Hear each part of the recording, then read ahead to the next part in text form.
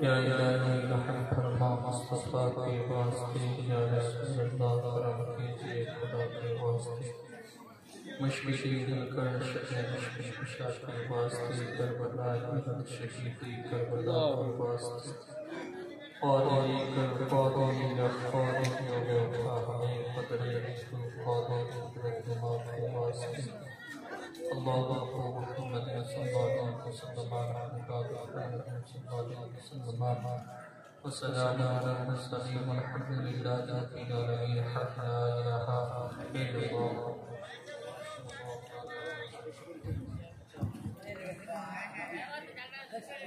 मंचे उपस्थित उलमाए किराम और शहादते महाशान इस्लाम कौमी मुसलमान भाईरा बरतर अदालत पंचपति मामूना सर्वप्रथमे जनाई আমার আন্তরিক শুভেচ্ছা ও ভরা ভালোবাসার সালাম। আসসালামু আলাইকুম ওয়া রাহমাতুল্লাহ। আচ্ছা বাবা আমার আপনারা শোনার মধ্যে আছেন, শোনার ইচ্ছা আছে আপনাদের? আর এখানে যারা আছে একটু তোমরা একটু ভালো হয়ে যাও, একটু ভালো ভালো বসো, জওয়ানগুলো তোমাদের মধ্যে সব কিছু। জওয়ানি আল্লাহ ইবাদত বেশি কবুল করে, এটা জানো তোমরা? জওয়ান অবস্থায় যদি আল্লাহ ইবাদত করা হয়, আর যদি জওয়ান অবস্থাতে যদি ব্যক্তি মারা যায়, তাহলে আল্লাহ তাবারক ওয়া তাআলা সেই ব্যক্তি দুনিয়াতে তো বিয়ে হলো না, জান্নাতের মধ্যে হুরের সঙ্গে বিয়ে দিয়ে। জোরে বলো সুবহানাল্লাহ। তো জওয়ানটাকে ভালো কাজে লাগাও। জলসাতে মুহাব্বতে কিছুক্ষণ সময় দেয়, কিছুক্ষণ বক্তব্য রাখবো, কয়েকটি কথা ইনশাআল্লাহ কোরআন হাদিস থেকে বলবো, তারপরে বক্তব্য করে ইনশাআল্লাহ নিজের নিজের বাড়ির সময় যাবে, আমিও গিয়ে আরাম করবো ইনশাআল্লাহ। আপনারা শুনবেন তো? বলেন না বাবা ইনশাআল্লাহ। যদি শোনার ইচ্ছা থাকে তো বাবা আর একটু দয়া করে এদিকে চলে আসে, তো সবাই এদিকে চটচট করে হালকা করে এদিকে চলে আসে। আর উঠতে বললে মনে হয় ভালো লেগে যাবে নাকি? আলুদা উঠতে বললাম ভেঙে যাবে নাকি? না না না, ভাগবে না, ভাগবে না। আচ্ছা, আপনার জন্য বসে আছি। যদি কষ্ট হয় তাহলে উঠছেন না, আর যদি কষ্ট না হয় তাহলে একটু আমার কথাটা রাখার জন্য উঠে আসে আছে। এদিকে আছে, বাম দিকে আছে, আমার বাম দিকে, আপনাদের ডান দিকে। এদিকে যারা আছে রাস্তার মধ্যে বসে, আপনাদেরকেও বলবো, একটু রিকোয়েস্ট করবো, হালকা করে রিকোয়েস্ট, অনুরোধ, একটু প্যান্ডেলের ভিতরে আসা। আলহামদুলিল্লাহ আলহামদুলিল্লাহ নাহমাদুহু ওয়া নাস্তাঈনুহু ওয়া নাস্তাগফিরুহু ওয়া নু'মিনু বিহি ওয়া নাতাওয়াক্কালু আলাইহি ওয়া নাউযু বিল্লাহি মিন শুরুরি আনফুসিনা ওয়া মিন সাইয়্যাতি আ'মালিনা। মান ইয়াহদিহিল্লাহু ফালা মুদিল্লা লাহু ওয়া মান ইউদ্লিলহু ফালা হাদিয়া লাহু। ওয়া নাশহাদু আন লা ইলাহা ইল্লাল্লাহু ওয়াহদাহু লা শারীকা লাহু ওয়া নাশহাদু আন্না মুহাম্মাদান আবদুহু ওয়া রাসূলুহু।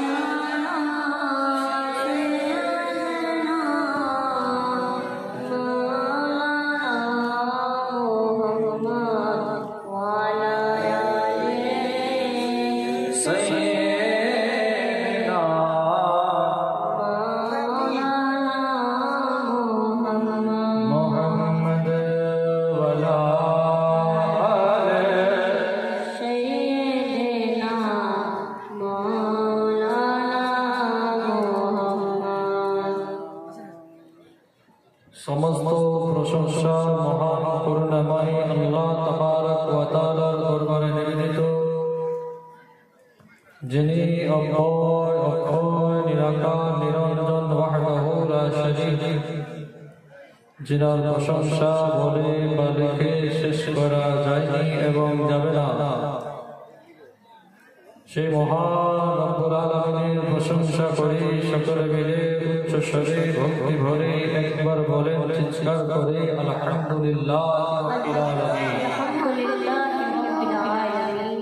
তারপরে করে আমিনার লাল মরুর দোলাল করে বেলে দাদা এতিমের সাহারা আমিনার নয়নের তারা আব্দুল্লাহর জিগারের পারা যিনি কালি কামলিওয়ালা জিনার হাতে জান্নাতি গেটের তালা যিনি আমিনার লাল মরুর দোলাল গরিবের দাতা এতিমের সাহারা আমিনার নয়নের তারা আব্দুল্লাহর জিগারের পারা জনাবে আহমদে মুস্তাফা মুহাম্মদ মুস্তাফা সাল্লাল্লাহু তাআলা আলাইহি ওয়াসাল্লামের প্রতি লাখো লাখ দরুদ ও সালাম অবতীর্ণ হোক। সকলে মিলে উচ্চ স্বরে ভক্তি ভরে নবীকে জিন্দা মনে করে আর একবার মহব্বতের সহিত দরুদ করুন নবীর আশিক গাওয়া হয়ে আল্লাহুম্মা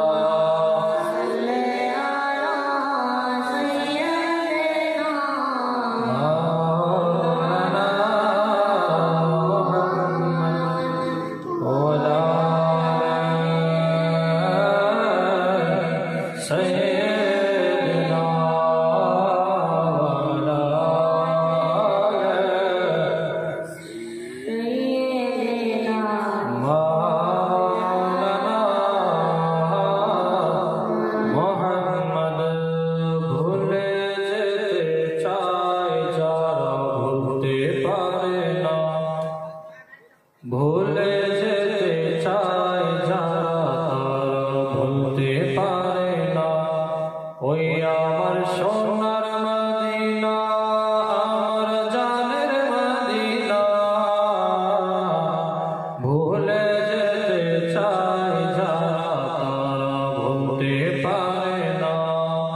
ওই আমার সোনার মদিনা আমার জানের মদিনা ভুলে যেতে চায় যারা তারা ভুলতে পারে না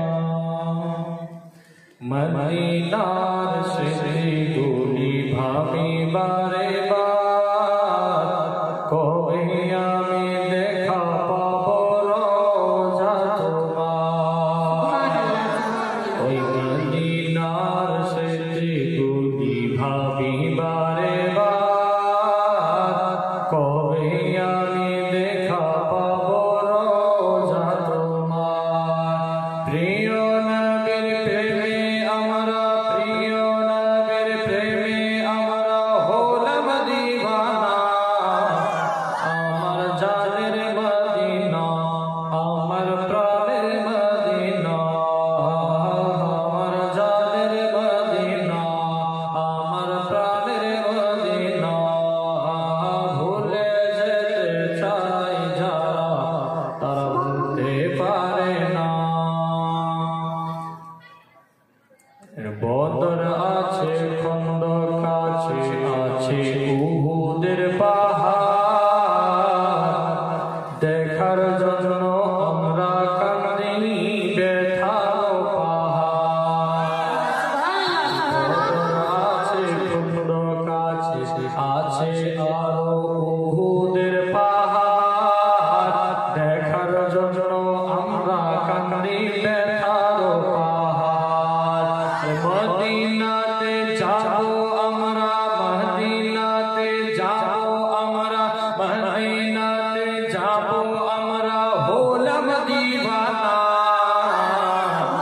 আমার জানের মদিনা আমার প্রাণের মদিনা আমার জানের মদিনা আমার প্রাণের মদিনা ভুলে যেতে চায় যারা তারা ভুলতে পারে না ভুলে যেতে চায় যারা তারা ভুলতে পারে না ওই আমার সোনার মদিনা আমার প্রাণের মদিনা ভুলে যেতে চায় যারা তারা ভুলতে পারে না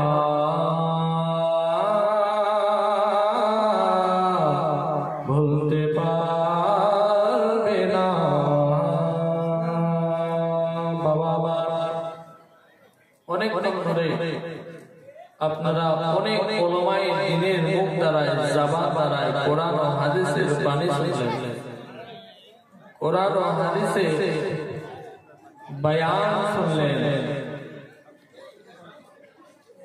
আল্লাহ তাবারক ওয়া তাআলার রহমতে খুব সুন্দরভাবে বয়ান আপনাদেরকে শোনালেন আপনারা খুবই সুন্দরভাবে মুহাব্বতে রাসূল শুনলেন আল্লাহ তাবারক ওয়া তাআলা যাহা কিছু আলিম ওলামারা বলেছেন আর আপনারা যাহা কিছু শুনেছেন তার উপরে আমাকে আপনাদেরকে সকলকে যেন আমল করার তৌফিক দান করেন আমিন সকলে বলেন আল্লাহুম্মা আমিন মুআজ্জাজ তো আমিও কিছুক্ষণ সময় নিব আপনাদের কাছে কেন যে আমি আয়াত আজকে আপনাদের সম্মুখে তেলাওয়াত করেছি সামনে রমজান মাস কালকে আমাদেরকে হয়তো তারাবির প্রথম নামাজ আদা করতে হবে তারপরে সেহরি কি আবার রোজা রাখা তাই না বাবা তো আমি সেরকমই আয়াত আপনাদের সম্মুখে তেলাওয়াত করেছি আল্লাহ তাবারক ওয়া তাআলা কুরআনের মধ্যে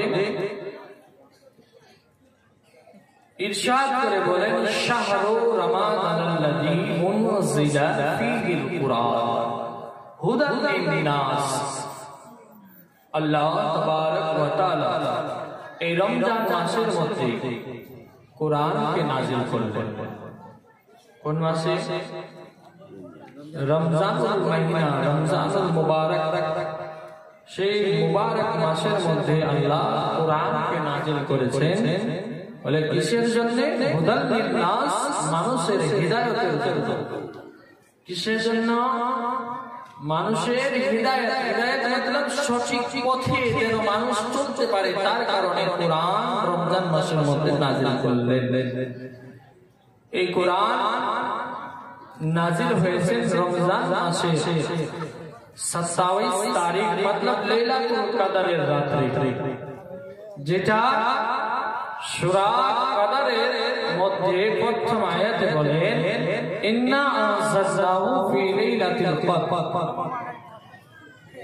যে 30 পারার মধ্যে সূরা কদরে আল্লাহ तबारक व तआला इरशाद করে বলেন बेशक मैंने कुरान को नाजिल किया लैलातुल कद्र की रात में, निस्संदेह আমি কোরআনকে নাযিল করেছি। इन्ना अनज़लना नज़ला युनज़िलु तनज़्ज़ुला मतलब नाज़िल करना, भेजना, पठाना, पठाला। ये कुरान के কোন মাসে? লাইলাতুল কদরের রাতে রমজান মাসের মধ্যে উল্লেখ করে বলে। এবার যদি কোনো ব্যক্তি বলে যে কোরআন শবে বরাতের রাতে আসছে, তাহলে ওর মতো বোকা কেউ আছে? ওর মতো বোকা কেউ আছে? শবে বরাত, এই শবে বরাতের রাতে কোরআনকে নাযিল করেছিল যদি এই কথা কেউ বলে, তাহলে ও এক নম্বরের বোকা। কোরআন নাযিল হয়েছে লাইলাতুল কদরের রাত, আর যে লাইলাতুল কদরের রাত সেটা আমার নবী করিম সাল্লাল্লাহু তাআলা আলাইহি ওয়াসাল্লাম বলেছেন রমজান মাসের 21, 23, 25, 27, 29 इस 5 दिनों में से किसी एक दिन লাইলাতুল কদর की रात है। কিন্তু আমরা বেশিরভাগে জানি যে 27 রাত যেটা সেটাকে আমরা লাইলাতুল কদরের রাত মনে করি। রমজান মাসের যেটা 27 তারিখের রাত হয় সেই তারিখটাকে আমরা কি করি? লাইলাতুল কদরের রাত মনে করি। কিন্তু না বাপ আমার, এই 25 এই 5টি যে রাত রয়েছে, 5টি রাতের মধ্যে যে কোনো একটি রাতে লাইলাতুল কদরের রাত। তো যা বাপ ছেলেরা আমার শেষে যাচ্ছি, যাওয়ার আগে কিছু কয়েকটি কথা আপনাদেরকে নসিহত করি। আল্লাহ তাবারক ওয়া তাআলা আমাদের আজ এই জায়গার মধ্যে একত্র করেছেন, জমা করেছেন, এটা আল্লাহ তাবারক ওয়া তাআলার লাখ লাখ শুকরিয়া। যে জিনিসটাকে আমরা জানছিলাম, মাইকের মধ্যে এলান হচ্ছিল, শুনছিলাম যে অমুক দিনে অমুক সময় এই জলসা অনুষ্ঠিত হবে, অপেক্ষায় ছিলাম, অপেক্ষিত সবাই আমরা। আমি আপনাদের সম্মুখে আমিও এসে যে উপস্থিত হয়েছি, আপনারাও এসে উপস্থিত হয়েছেন, আপনারাও কিছু শুনবেন, আমিও কিছু বলবো। এই দান, এই সুযোগ কে দিয়েছেন? আল্লাহ তাবারক ওয়া তাআলা আমাদের দিয়েছেন। আর যদি আল্লাহ তাবারক ওয়া তাআলা আমাকে জিন্দা না রাখতেন, তাহলে আমি কি কিছু আপনাদের সামনে বলতে পারতাম? পারতাম না। বা আপনাদের যদি জীবিত না রাখতেন, তাহলে আপনারা কি কিছু এখানে এসে শুনতে পারতেন? আপনারাও পারতেন না। বাবা, আমার যে জিনিসটার জন্য এতদিন ধরে অপেক্ষা করলাম, সেই রাতটা আজকে আমরা পেয়েছি। তো এই রাতটাতে আমরা পারবো না নবী করিম সাল্লাল্লাহু আলাইহি ওয়াসাল্লামের জন্য একটু কষ্ট করে বসে থাকতে? পারবো তো বাবা? অবশ্যই ইনশাআল্লাহ পারবো। একবার মুহাব্বতে বলেন ইয়া রাসূলুল্লাহ।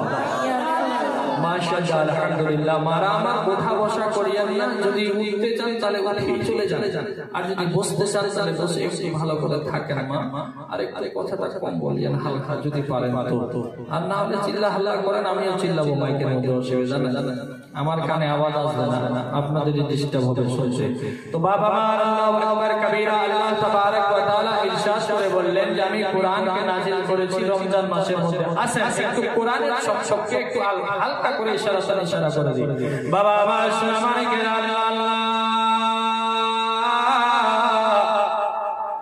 কোরআন জিনিসটা কি একটু সেই জিনিসের দিকে ফলো করে আল্লাহ তাবারক ওয়া তাআলা এই পাক কালাম, যে কোরআন যদি আমরা ছুঁয়ে থাকি তাহলে সেটা একটা আল্লাহ বলেছেন ইবাদত। কোরআনকে যদি আমরা চুমু দিই সেটা একটা ইবাদত। কোরআনকে যদি আমরা নজর দিয়ে ভালো করে মুহাব্বতের নজরে যদি দেখি সেটাও ইবাদত। কোরআন বাড়ির মধ্যে রেখে ওই সম্মান আরতের জন্য যদি বাড়ির মধ্যে রাখেন তো আল্লাহ তাবারক ওয়া তাআলা বলেন যেই বাড়িতে আমার কোরআন থাকিবে, যেই বাড়িতে কোরআনের তেলাওয়াত হবে, আমি আল্লাহ সেই বাড়িতে প্রত্যেকদিন আল্লাহর রহমত ও বরকত বর্ষিত করে থাকি।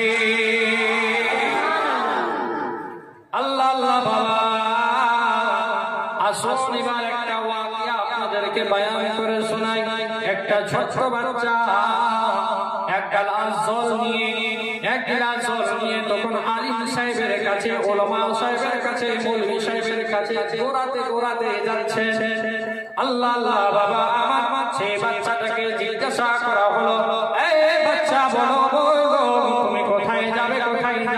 বলে আমার বাবা একটু অসুস্থ রয়েছে, আমি মৌলানা সাহেবের কাছে যাব। মৌলানা সাহেবের কাছ থেকে গিয়ে এই পানিটাতে দম করে নিয়ে আসবো। এই পানিটাতে যখন দম করে দেবে আমার বিশ্বাস, আমার ঈমান, আমার ঈমান বলে এই কোরআনের বদৌলতে আমার বাবা সুস্থ হয়ে যাবে। আল্লাহ আল্লাহ বাবা আমার সেই বাচ্চাটা দৌড়াতে গেল। পানি কখন কোন জায়গায় কোথায় পড়ছে কোনো খেয়াল নাই, শুধু একটাই খেয়াল রয়েছে যে মৌলভী সাহেবের কাছে যাব আর গিয়ে পানিটাকে দম করিয়ে আমার বাবাকে তাড়াতাড়ি করে নিয়ে আসে পান করাবো। আল্লাহ আল্লাহ বাবা আমার ছেলের নিয়তটা পরিষ্কার ছিল, নিয়তের মধ্যে কোনো সন্দেহ ছিল না, কোনো খোট ছিল না। আল্লাহ আল্লাহ বাবা আমার ও আমার সোনামানিকেরা, মা খালারা শুনে জানেন রাত্রি বেলা কোরআনের ফজিলতটা সেই ছোট্ট বাচ্চার মুখের মধ্যে শুনে সেই ছোট্ট বাচ্চা কোরআনের দম করার জন্য পানি নিয়ে যাচ্ছেন, দৌড়াতে যাচ্ছে রে বাবা। কোথায় পানি পড়ছে কোনো খেয়াল নাই। মৌলভী সাহেবের কাছে সেই বাচ্চা পৌঁছে গেল। পৌঁছে যাওয়ার পরে বাচ্চাটা বলতেছেন, হুজুর ওগো আমার প্রাণের হুজুর, ওগো আমার দয়ার হুজুর, একটু দয়া করে আমার এই গ্লাসের মধ্যে একটু কোরআনের আয়াত করে দিয়ে কিছু ফুঁকে দেন, দম করে দেন। আর এই জলটা এই কারণে দম করে দেন, আমার বাবা বিছানা থেকে উঠতে পারে না, আমার বাবা জ্বরে শরীর নিয়ে বিছানার মধ্যে শুয়ে রয়েছে, অসুস্থ শরীর নিয়ে পড়ে আছে, কাজ কর্ম করতে পারে না। আমার বাবা যেন কিরকম ছটফট করতেছে। ও হুজুর একটু দয়া করে জলটাতে দম করে দেন। আল্লাহ আল্লাহ বাবা আমার সোনামানিকেরা ওই জলের মধ্যে যখন দম করে দেওয়া হলো, আল্লাহ আল্লাহ বাবা আমার মৌলানা সাহেব পানিকে দম করে দিলেন, কোরআনের আয়াত করে সেই পানিতে ফু দিয়ে দিলেন। আল্লাহ আল্লাহ বাচ্চা যে বাচ্চা জল বাড়ি থেকে নিয়ে যাওয়ার সময় কোন জায়গায় থামেনি, কোন জায়গায় নিঃশ্বাস নেয়নি বাবা, কোথায় কোন জায়গায় জল পড়েছে কোনো খেয়াল রাখেনি। সেই বাচ্চা এখন যখন যাচ্ছে ফিরে বাবার কাছে, ওই বাচ্চা যেন এরকম ভাবে চলতে আরম্ভ করলো যেমন পা কেউ যদি কোণে যদি ফেলে তাহলে কত আস্তে আস্তে হয়, বাবা খুব স্লো ভাবে, খুবই আস্তে আস্তে করে সেই বাচ্চা যেন জলটাকে তাজিমের সহিত যেন নিয়ে যায়, সম্মানের সহিত যেন নিয়ে যায়। আল্লাহ আল্লাহ বাবা আমার সেই বাচ্চার আর কোনো খেয়াল নাই, আমার বাবা যদি মরে যায় কিন্তু আমি এই পানির এক ফোঁটা জল আমি এই গ্লাস থেকে মাটির মধ্যে আমি ছেলে পড়তে দেব না। জিজ্ঞাসা করা হলো, বাবা তুমি জলটা কি নিয়ে যাবে না তাড়াতাড়ি করে? বলে কেন তাড়াতাড়ি করবো? বলে তুমি এখন তাড়াহুড়া করছিলে যে আমার বাবাকে জল পান করাতে হবে, আর জল সেই বাবা খাবে, সেই তখন বাবা আমার সুস্থ হয়ে যাবে, এই নিয়ম তোমার ছিল। তো তোমার তো পানির মধ্যে দম করে দেওয়া হয়েছে, তো তুমি কেন তাড়াতাড়ি করে নিয়ে যাও না? আল্লাহ আল্লাহ সেই ছোট বাচ্চার মুখ দিয়ে জবান দিয়ে উত্তর বের হয়, বলে শুনে ভালো করে শুনে দেয়, আমি যখন জলটা নিয়ে আসছিলাম ওই সময়টাতে জল শুধু সামান্য জল ছিল রে বাবা, আর এখন এই জলটা এমন জল হয়েছে যে জলের মধ্যে আমার হুজুর কোরআনের আয়াত পড়ে আর কি না পড়ে এই পানির মধ্যে দম করে দিয়েছে। তার মানে আমার হাতে জল নাই, আল্লাহর কোরআন আমার হাতে রয়েছে। আর এই কোরআনকে আমি মাটির মধ্যে ফেলবো, আমার বাবা যদি মারা যায় চলে যায়, কোনো অসুবিধা নাই, কিন্তু আমি কোরআনের বেজ্জতি হতে দেব না। এই হচ্ছে কোরআনের ফজিলত। একটা ছোট বাচ্চার মুখ দিয়ে কথা বের হবে, উত্তর বের হবে, কোরআনের সম্মান। আল্লাহ আল্লাহ বাবা আর একটা ওয়াকিয়া আপনাদের আপনাদেরকে বলি, আমরা বাংলা কিতাব দেখেছি, অঙ্ক দেখেছি, ইতিহাস দেখেছি, ভূগোল দেখেছি, বাল্যপাঠ কিতাব দেখেছি, একে চন্দ্র দুয়ে পক্ষ তিনে নেত্র সব দেখেছি, দেখেছি কিনা? সবাই দেখা হয়েছে বাবা। এবার বলেন তো বাপ, যে একে চন্দ্র দুয়ে পক্ষ এই কিতাবটা যে লিখেছে, এই বইটা যে লিখেছে, সেই বইটার রাইটারের নাম লেখা আছে কি নাই বলেন? রাইটার কে মানে লিখনেওয়ালা কে? কে লিখেছে, তার বাড়ি কোথায়, কোনখানে, কোন ডিস্ট্রিক্টে তার বাড়ি, কোন জেলাতে তার বাড়ি, কোন থানায় তার বাড়ি, সব রকমের অ্যাড্রেস এই কিতাবের মধ্যে লেখা থাকে বাবা। থাকে কি থাকে না একটু ধ্যান দিবেন আমার দিকে। বড় ইম্পর্টেন্ট কথা বলতে যাচ্ছি আপনাদের সামনে, ভালো করে শুনেন, ঈমানকে তাজা করেন বাবা আমার। সেই কিতাবের মধ্যে লেখা থাকে রাইটার অমুক, ফালা ফালা ফালা, বাড়ি কোথায় বলে অমুক জায়গায়, জেলা কোথায় বলে অমুক জায়গায়, থানা কোথায় অমুক জায়গায়, পিন নম্বর কত, এত এত বলে, পোস্ট অফিস কোথায়, এখানে বাবা আমার সোনা মানিকেরা কোথায়, ইংরেজি, অঙ্ক, ভূগোল, ইতিহাস, গণিত, যত রকমের কিতাব রয়েছে, বুখারী শরীফ, আবু দাউদ শরীফ, মিশকাত শরীফ, তিরমিজি শরীফ, নিসাঈ শরীফ, ইবনে মাজাহ শরীফ, যত রকমের শরীফ রয়েছে বাবা, বাহারে শরিয়াত, ফাতওয়ায়ে রাসমিয়া, যত রকমের কিতাব, ইসলামিক কিতাব, বাংলা কিতাব, যত কিতাব রয়েছে সব কিতাবের মধ্যে রাইটারের নাম লেখা থাকে। থাকে কি থাকে না বাবা? সমস্ত কিতাবের মধ্যে রাইটারের নাম আল্লাহ আল্লাহ বাবা। যদি রাইটারের নাম যদি না লেখা থাকে তাহলে ওই কিতাব আবার চলবে না, ব্যান্ড হয়ে যাবে, সিল লাগিয়ে দিবে, সাথে সাথে আপনাকে জেলেরও ভাত খেতে হবে। হবে কি হবে না বাবা? যে কিতাব চলবে না, অনুমতি নেয়নি, আমাদের সঙ্গে পরামর্শ করে না, আমাদের সঙ্গে কোনো পরামর্শ নেওয়া হয়নি, আমাদের কাছে সিগনেচার নেওয়া হয়নি, সরকারের লোক যখন আসবে সেই কিতাবটাকে ব্যান করে দিবে, ধাপ্পা লাগিয়ে নেবে। আল্লাহ আল্লাহ বাবা, এক কথা, যে যত কিতাব রয়েছে দুনিয়ার বুকে, যত রকমের কিতাব রয়েছে, সমস্ত কিতাবের মধ্যে বাবা রাইটারের নাম রয়েছে বাবা। কিন্তু ওয়ারে কোরআন আমার উপরে কুরবান হয়ে যায়, ফিদা হয়ে যায়, জান কুরবান করে দে। এই কোরআন 1400 বছর আগে যেরকম ছিল সেরকমই কোরআন এখন রয়েছে, আর কিয়ামত পর্যন্ত সেরকম থাকবে বাবা। আমার কোরআন এসেছে, কোরআনের নাম আল কোরআন, কোরআন কারীম, কোথাও লেখা রয়েছে কোরআন মাজিদ, কোথাও লেখা রয়েছে কোরআন শরীফ বাবা আমার, সব জায়গায় এই কোরআনের নাম, কিন্তু কোরআনের রাইটার কে, সেই রাইটারের নাম কোরআনের মধ্যে লেখা না আছে। দেখাতে পারবেন কোরআনের মধ্যে কোন মায়ের লাল একজন দেখিয়ে দেব খালি যে কোরআনের মধ্যে এরকম রাইটারের নাম আছে? আল্লাহ বলেন, হে বান্দারা, তোমরা আমাকে আল্লাহ আল্লাহ বলে যে ঈমান নিয়ে এসেছো, তার একটা দলিল আমি আল্লাহ কোরআনকে দিয়ে পাঠালাম। এই কোরআন দেখে নাও, যে কোরআনের মধ্যে আমার নাম নাই, যে কোরআনের রাইটারের কোনো নাম লেখা না, আল্লাহর নাম আছে, রাসূলের নাম আছে, সাহাবাদের নাম আছে, নবীদের নাম আছে, কিন্তু কোরআনের রাইটারের নাম লেখা না। পেরেছে কেউ কেস করতে? পেরেছে কেউ কোরআনকে ব্যান করতে? পেরেছে? পারেনি, আর কিয়ামত পর্যন্ত পারবে না, কিয়ামত পর্যন্ত পারবে না। মানুষ বুঝবে যে এই জিনিসটা আমি বুঝি না, মানুষ যে কখন বুঝবে এই জিনিসটা আমি বুঝতে পারছি না। এই কোরআন, যে কোরআনের মধ্যে কোনো সন্দেহ নেই, আল্লাহ বলেন যালিকাল কিতাবু লা রাইবা ফীহি, এটা একটি এমন কিতাব, এমন বই, যে বইয়ের মধ্যে কোনো সন্দেহ না, কোনো সন্দেহ নাই। আল্লাহ আল্লাহ, তাহলে কোরআনের রাইটার কে বাবা? সেই জিনিসটা তো জানতে হবে বাবা।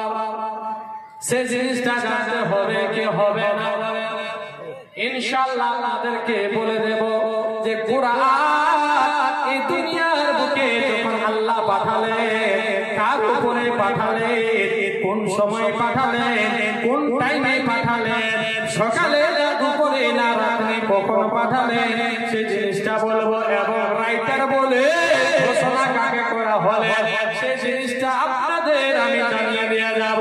একটু ধৈর্য ধরে মনকে স্থির করে বসে আর ভালো করে কোরআনের সম্মান জিনিসটা কি সেই জিনিসটা একটু বুঝে নেন।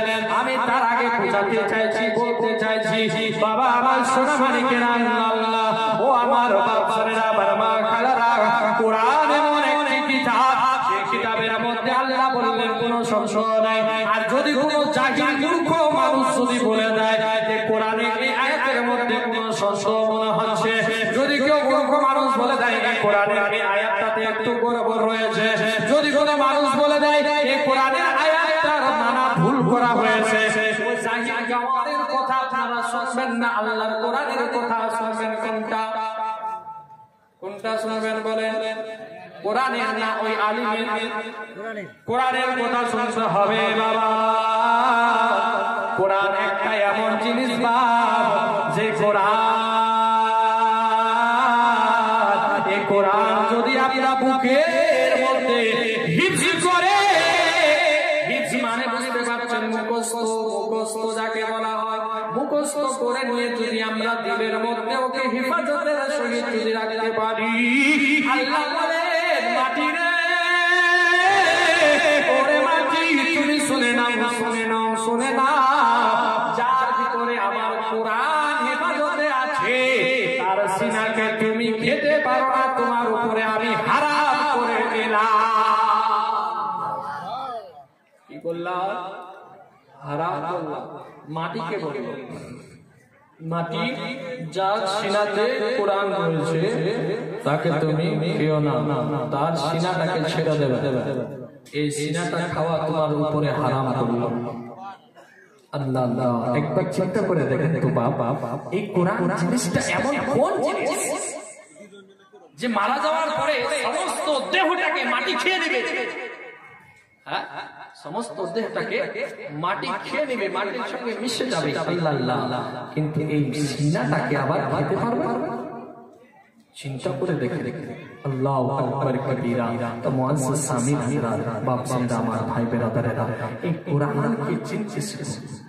কোরআন জিনিসটা কি, সেই জিনিসটার উপরে ঈমান নিয়ে আসেন ভালো করে, আর সেই কোরআনটাকে করতে শিখুন। কোরআনের মধ্যে সবই পাবেন। ওয়ারে কোরআন, তুমি কি এমন কি জিনিস বলো? হোয়াট ইজ দিস কোরআন? কোরআন বলছে তুমি আমার কাছে কি চাও? কোরআন বলছে আমার কাছে চাও কি তুমি বলো, কোন জিনিসটা চাও? সুকুন চাও, আরাম, আরাম, আরাম চাও? তুমি আরাম আমার কাছে পাবে। জোরে বলো না সুবহানাল্লাহ। তোমার মাথায় টেনশন হচ্ছে, টেনশন চিন্তা হচ্ছে, তোমার চিন্তা হচ্ছে, চিন্তাকে দূর করতে চাও, তুমি আমার কাছে আসো, সেই চিন্তা দূর করার জিনিস আমার কাছে আছে। তুমি আল্লাহর সঙ্গে কথা বলতে চাও, আল্লাহর সাথে কথা বলতে চাও, তুমি আমার কাছে আসো, আল্লাহর সঙ্গে কথাও হবে। জোরে বলে একটু মহব্বতে বলেন না। কেমন করে ঘুমিয়ে থাকো, কেমন করে ঘুমিয়ে থাকো, ফজর করে কাজা, আরে মন তো হতে পারে জহরে আমার জানাজা। কেমন করে ঘুমিয়ে